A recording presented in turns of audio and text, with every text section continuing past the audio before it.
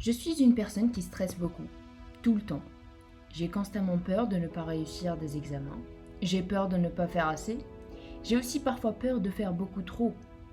Bien sûr, un peu de stress, ce n'est pas si mal. Ça peut d'ailleurs rendre une personne plus productive. Mais quand ce stress dépasse un certain seuil, il faut savoir comment le contrôler.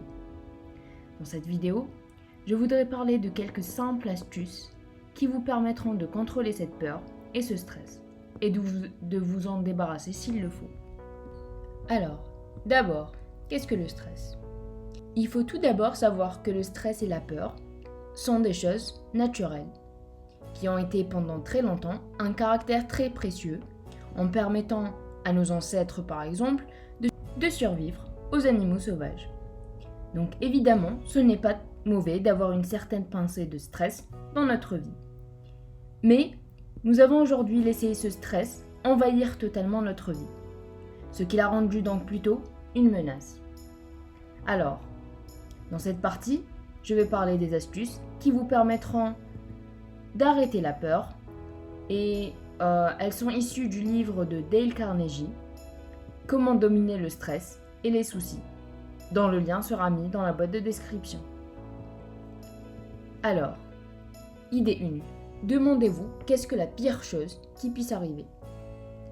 Par exemple, quand j'étais au lycée, il m'arrivait souvent d'être terrifiée d'avoir une note de 19 au lieu d'un 20 par exemple, à cause d'une toute petite faute que j'ai commise. Mais en réalité, rien, et je dis bien rien, ne peut être aussi mal qu'on le pense. Notre cerveau a tendance à tout amplifier de façon irrationnelle. Que ce soit la banqueroute de votre business ou même la maladie, tant que vous êtes toujours vivant, vous pouvez encore affronter plus.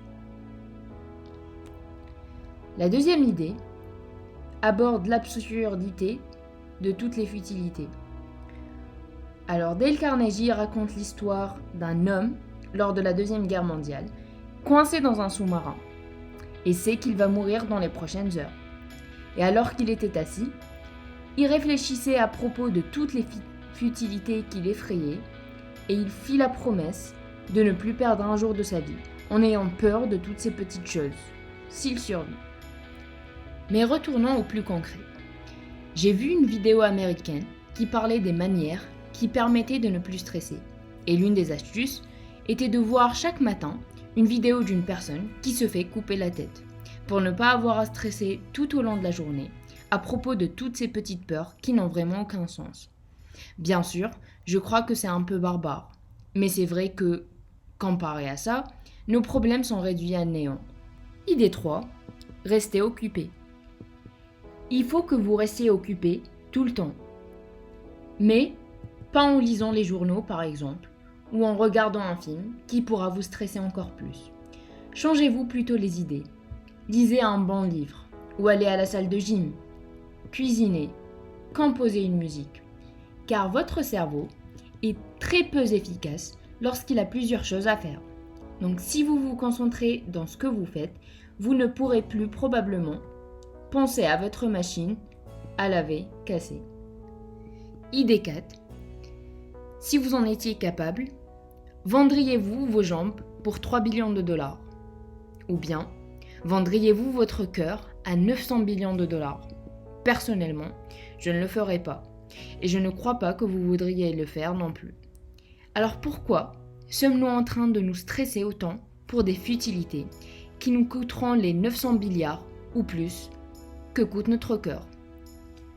Voilà, c'est tout pour aujourd'hui. J'espère que la vidéo vous a plu. N'oubliez pas de vous abonner et de partager la vidéo. Et à la semaine prochaine.